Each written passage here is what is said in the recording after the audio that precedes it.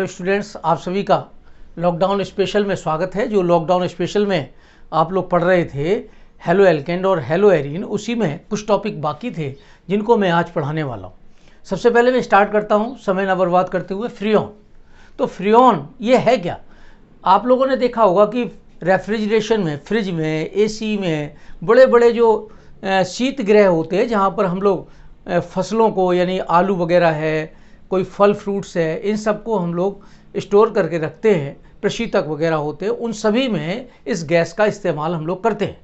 तो बड़े बड़े एयर कंडीशनर्स हैं जो होम में लगाए जाते हैं, घरों में लगाए जाते हैं, है ना, सिनेमा घरों में लगाए जाते हैं, वो सब उनमें इसी गैस का इस्तेमाल हम लोग करते हैं। तो यही है फ्रीऑन। तो फ्रीऑन में देखिए क्लोरोफ्लोरोकार्बन, इसका एक नाम और है क्लोरोफ्लोरोकार्बन, अर्थात ये कार्बन से, फ्लोरीन से और क्लोरीन से मिलकर के बने होते हैं। तो इसमें बनाने की हम लोग सबसे पहले विधि ले लेते हैं, बनाने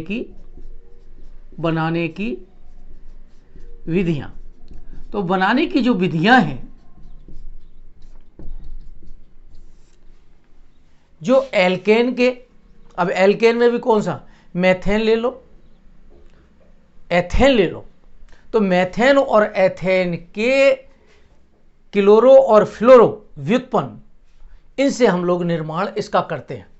तो अब इसमें हमने सबसे पहले जैसे हमने ले लिया, चलिए CCl4, इसकी अभिक्रिया हम HF के साथ कराएं।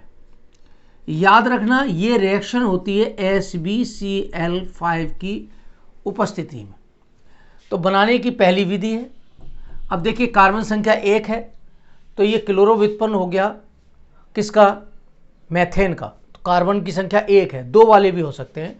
अब ये यहाँ क्या बनाया, देखिए एक H एक Cl के साथ मैं यहाँ लिख देता हूँ जिससे आपको कन्फ्यूजन ना रहे। HCl निकल गया, अब बचा क्या यहाँ पर, CCl3 और एक F इसके साथ जुड़ गया, CCl3 और एक F इसके साथ जुड़ गया, एक H और एक Cl निकल गया। अगर नाम की बात करें तो इसका नाम है फ्रीऑन 11, इसका नाम है फ्रीऑन 11। एक कार्बन का हो गया और एक ये हो गया।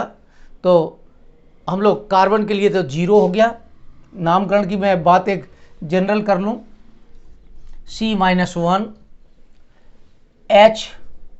H की संख्या जो भी है, H की संख्या जो भी है +1 अगर है तो, अदरवाइज नहीं है तो कोई बात नहीं। और F की संख्या, तो इसको हम लोग लिख देते X, इसको लिख देते Y और इसको लिख देते Z। ये अभी मैं विस्तार से बतलाने वाला हूँ, सिर्फ इसके नाम के लिए। तो ये क्या हो गया, फ्रीऑन 11। अब फ्रीऑन 11 में CCl3F में फिर से अगर आप HF की रिएक्शन कराओ, हाइड्रोजन फ्लोराइड है, HbCl5 कैटालिस्ट की प्रेजेंस में, आप देखिए एक Cl एक H के साथ फिर से निकलेगा, HCl निकल गया और क्या हुआ, एक F फिर से जुड़ गया और ये बन गया CCl2F2। अब देखिए इसका तो 0 हो गया, अब F के कितने हो गए, 2, हाइड्रोजन है नहीं इसलिए 0 + 1, तो इसका नाम क्या हो गया, फ्रीऑन 12। तो बनाने की ये एक विधि हो गई, किसके, मेथेन वाली व्युत्पन्नों के साथ में। अगर हम लोग एथेन ले लें, एथेन में मान लीजिए आपने ले लिया C2, अब कार्बन के 2 हो गए। अब इसको Cl से अगर आपको संतुष्ट करना है, देखिए यहाँ पर Cl कितने हो गए, Cl हो गए 6, तो यहाँ पर हम एक साथ लिख दे रहे Cl6। अब इसकी रिएक्शन कराइए 2HF के साथ, याद रखना यहाँ पे 2HF लेंगे, SbCl5 के साथ।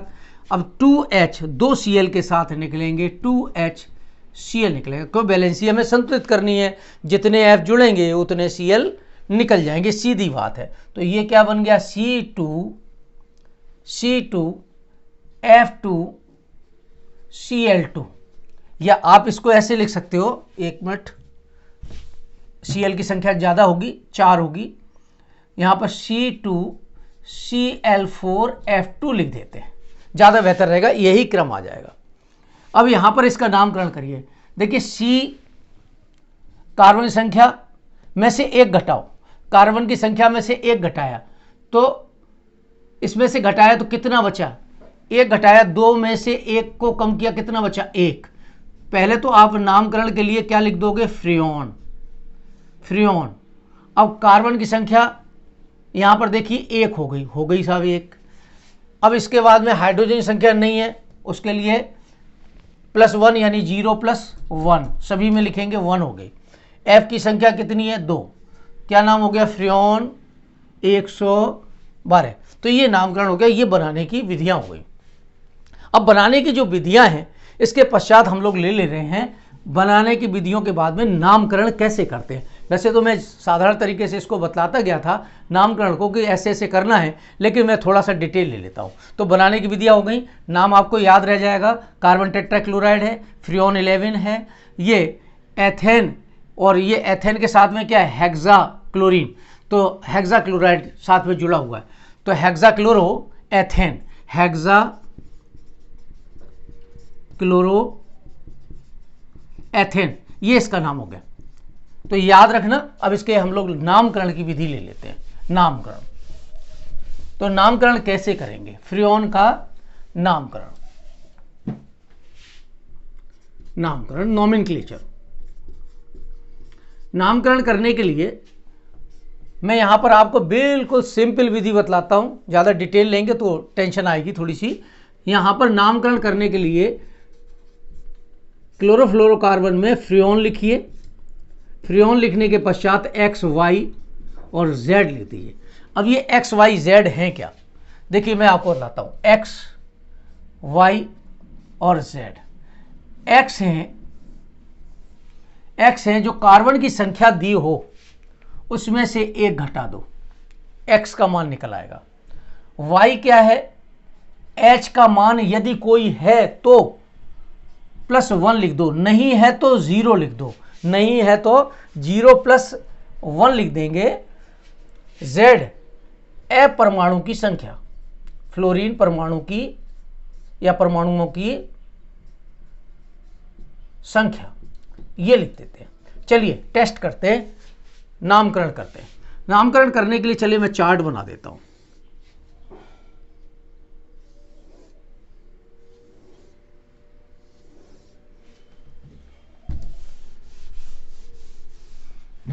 देखिए यहां पर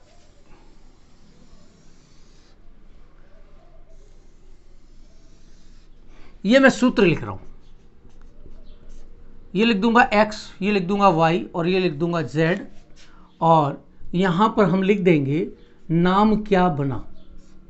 तो सबसे पहले जैसे हम लोगों ने शुरू में लिया था CCl4 से बनाया था CCl3F।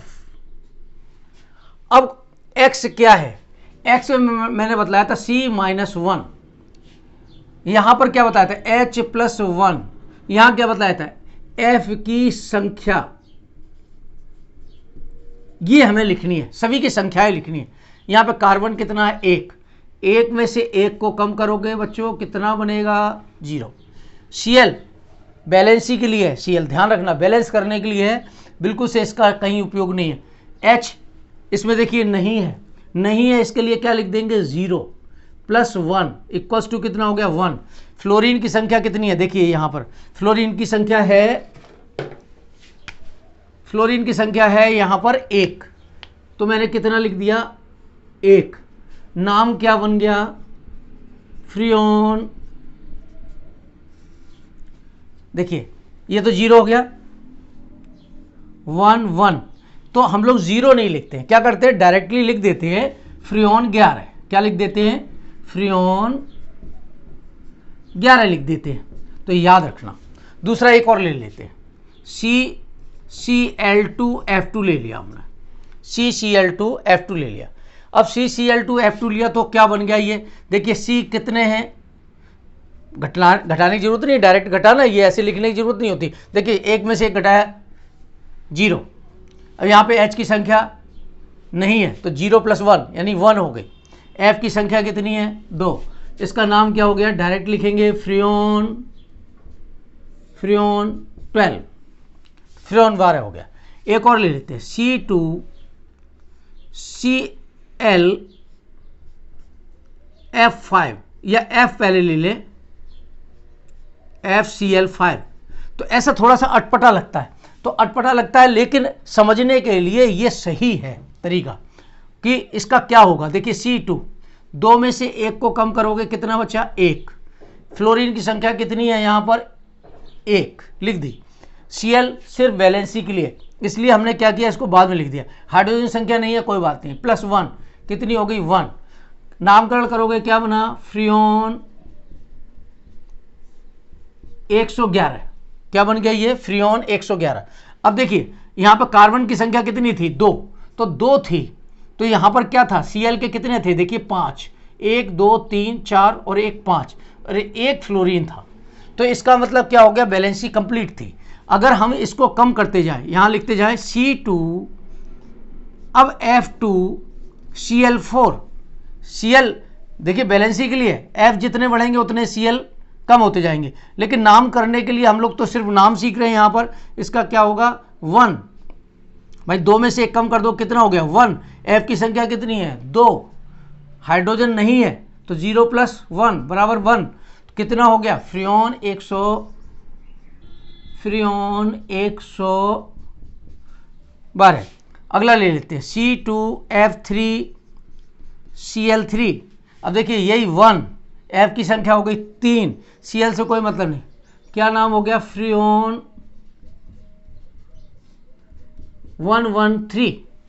एक और ले लेते हैं C2F4Cl2, क्या हो गया, 114। शायद आप नाम निकालना सीख गए, क्या नाम हो गया इसका, फ्रियोन 114, यानी 114 हो गया। तो देख लीजिए क्या किया हमने, फ्रियोन XYZ लिखा, X का मान निकाला, जितनी भी कार्बन की संख्या थी उसमें से एक को घटाते चले गए सभी में, और Y के लिए हमने क्या किया, हाइड्रोजन +1 किया। हाइड्रोजन संख्या किसी में भी नहीं थी, इसलिए हमने उसके स्थान पर 0 रखा, सभी में 0 है। तो ये क्या हो गया, यहाँ पर Z क्या चीज़ थी, फ्लोरीन परमाणु की संख्या। यहाँ पर 1 थी, यहाँ पर 2 थी, यहाँ पर आप फ्लोरीन देखिए, ये मैंने पहले लिख दिया था, 1 थी, और यहाँ पर देखिए 2 थी, और यहाँ पर फ्लोरीन परमाणु संख्या 3, यहाँ फ्लोरीन परमाणु की संख्या 4। तो इस तरीके से हम लोग इसका नामकरण कर लेते हैं। अब देखिए इसका उपयोग क्या होता है, जो फ्रियोन या क्लोरोफ्लोरोकार्बन है, इसका उपयोग क्या है, उपयोग की बात करते हैं। अभी मैंने स्टार्टिंग में, जब मैंने स्टार्ट किया था तो आपको बतलाया था कि इसका उपयोग प्रशीतक के रूप में, रेफ्रिजरेटरों में किया जाता है, प्रशीतक के रूप में। तो प्रशीतक के रूप में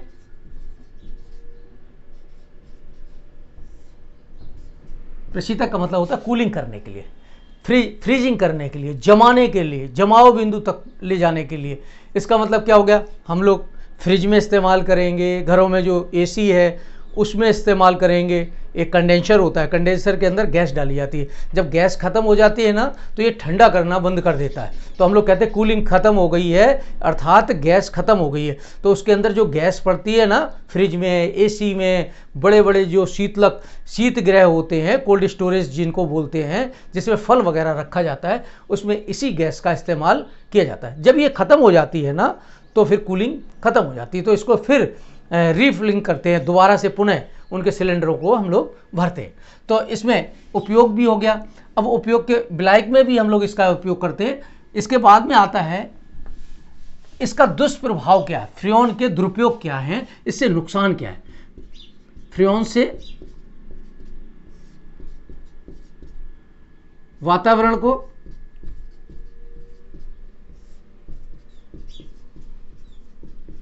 होने वाली हानियां, क्या हानियां हो सकती।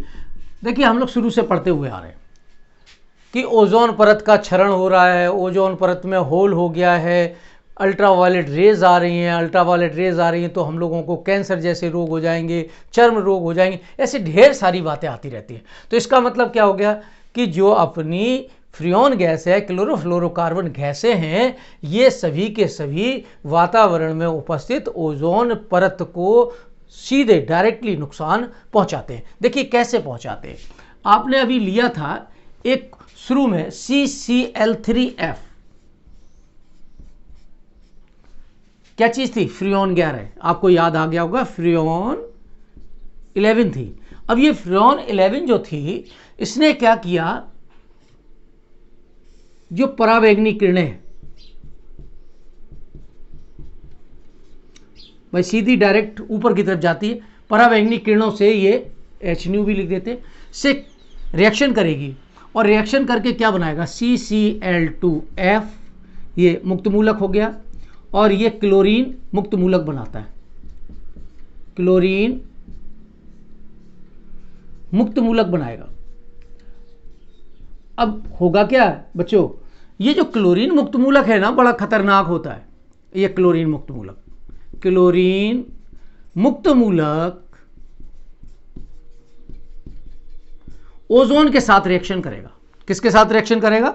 ओजोन के साथ रिएक्शन करेगा, और ओजोन के साथ रिएक्शन करके क्या बना देगा? देखिए ClO बना देगा, और देखिए ClO बना देगा और प्लस O2 बना देगा। तो यहां पर ये मुक्त मूलक प्राप्त हो गया। इसका मतलब क्या हो गया? ये क्रिया सतत चलती रहती है।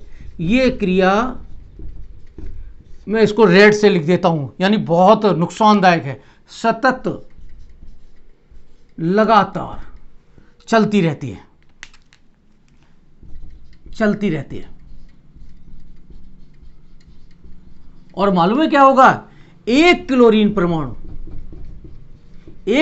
परमाणु ओजोन के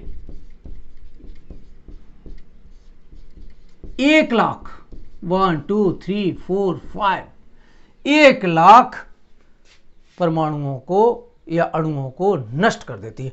यानी एक क्लोरीन परमाणु ओजोन के 1,00,000 परमाणुओं को नष्ट करने के लिए उत्तरदायी होती है।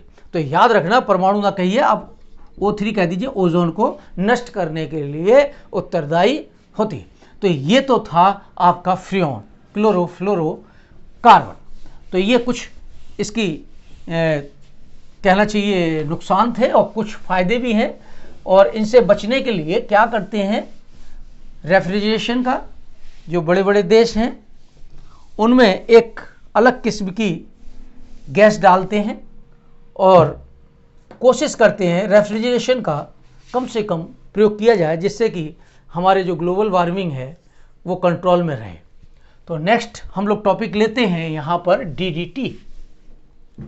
DDT। दूसरा टॉपिक है आज का DDT, ये सेकंड टॉपिक है। अब DDT कई बार पेपरों में इसका नाम पूछ दिया जाता है बच्चों से कि DDT का नाम, मतलब DDT तो हम लोगों को याद होता है, लेकिन DDT का नाम याद नहीं रहता। पैरा यानी PP डैश कर दो। अब देखिए डी पे आ जाइए, diphenyl.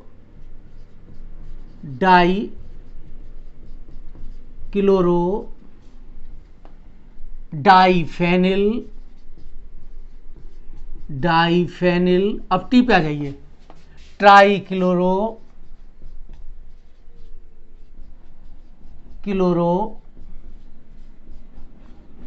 Ethane.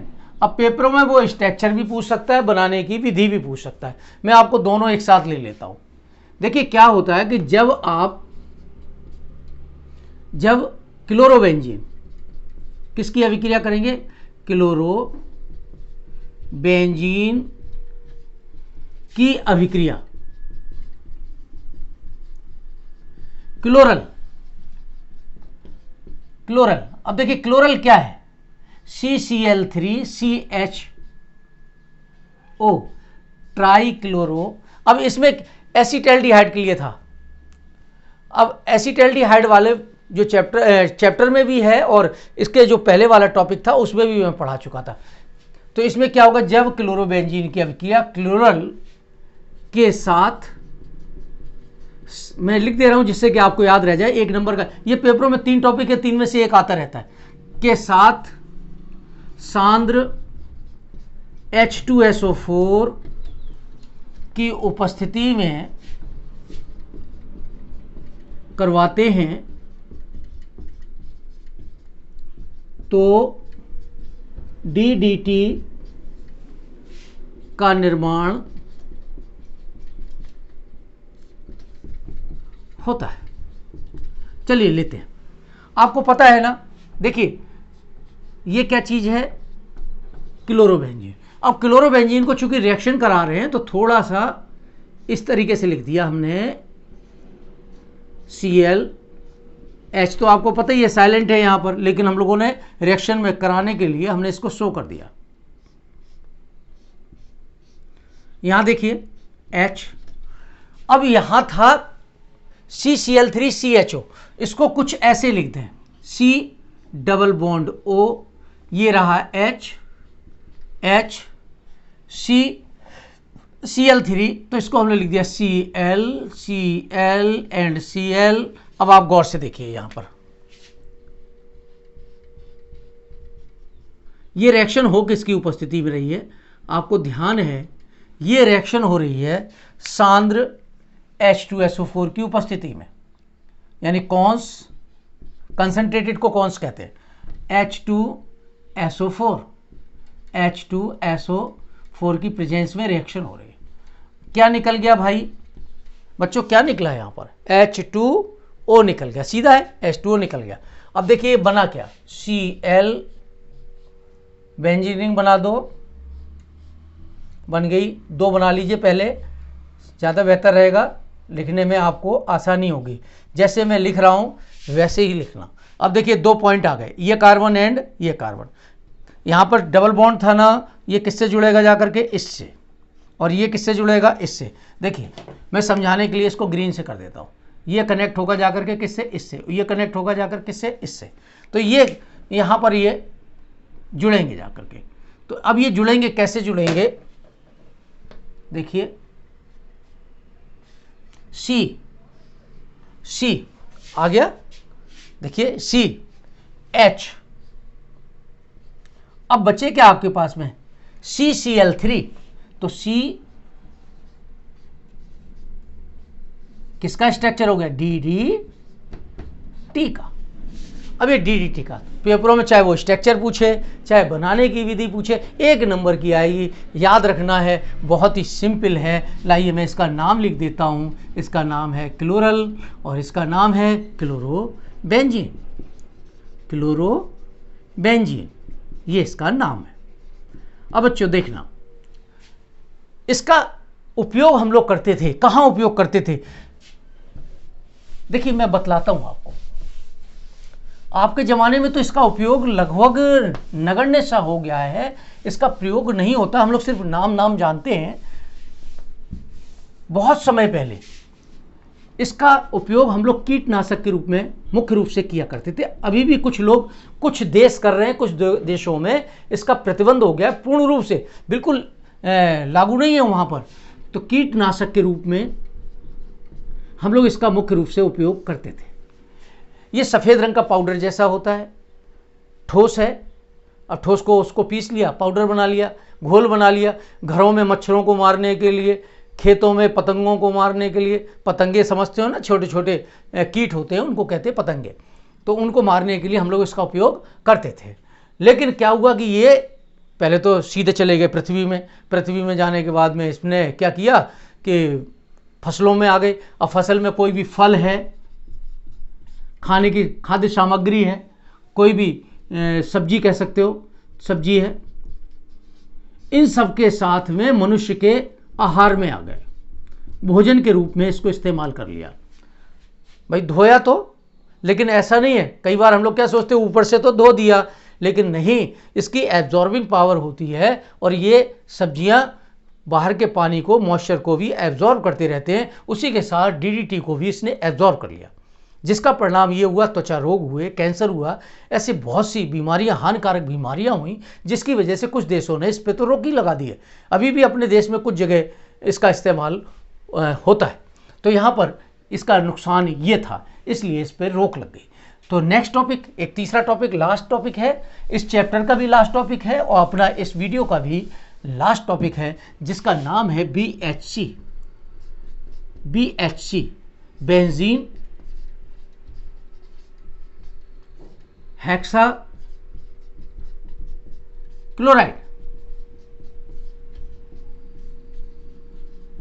Benzene hexachloride.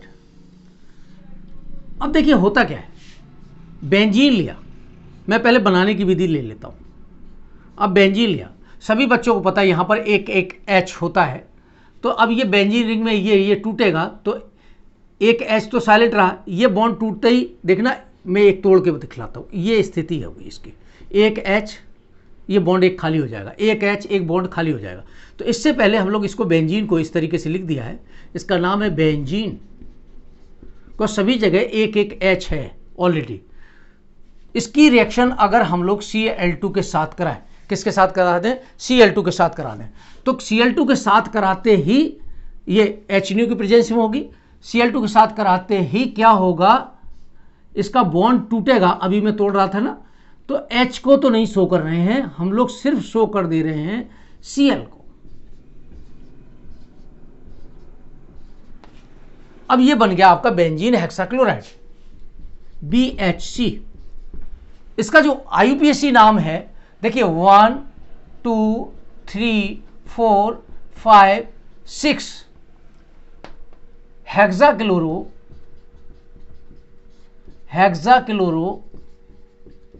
Cyclo hexane. अब इसके और नामों की बात आती है, जो हमारे ग्रामीण परिवेश में इसका नाम है, यानी व्यापारिक नाम कह सकते हो, साधारण नाम कह सकते हो, इसको हम लोग कह देते गैमेक्सीन, गैमेक्सीन। तो गैमेक्सीन ये भी पाउडर के रूप में है, एक लिंडेन भी नाम है इसका, लिंडेन 666 666 के नाम से भी हम लोग जानते हैं। तो ये इनके नाम हैं, इनका भी हम लोग यूज करते हैं। तो ये बनाने की विधि हो गई। अब एक चीज और आप याद रखना कि BHC का जो प्रयोग है हम लोग खेतों में कीटनाशक के रूप